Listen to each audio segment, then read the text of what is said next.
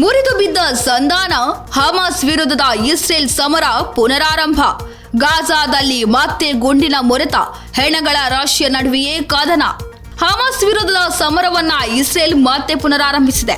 ಕದನ ವಿರಾಮ ಮತ್ತು ಒತ್ತೆಯಾಳುಗಳ ಬಿಡುಗಡೆಗಾಗಿ ನಡೆದ ಸಂಧಾನಗಳು ಮುರಿದು ಬಿದ್ದ ನಂತರ ಮತ್ತೆ ಗಾಜಾದ ಮೇಲೆ ಇಸ್ರೇಲ್ ಭೀಕರ ವೈಮಾನಿಕ ದಾಳಿಯನ್ನು ಮುಂದುವರಿಸಿದೆ.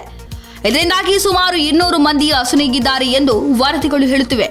ಹಮಾಸ್ ಎಲ್ಲ ಒತ್ತೆಯಾಳುಗಳನ್ನು ಬಿಡುಗಡೆ ಮಾಡದಿರುವುದು ಇಸ್ರೇಲ್ ಆಕ್ರೋಶಕ್ಕೆ ಕಾರಣವಾಗಿದೆ. ಹೀಗಾಗಿ ಅದು ಹಮಾಸ್ ಗುರಿಗಳ ಮೇಲೆ ದಾಳಿಯನ್ನ ತೀವ್ರಗೊಳಿಸಲು ತನ್ನ ಮಿಲಿಟರಿಗೆ ಸೂಚಿಸಿದೆ.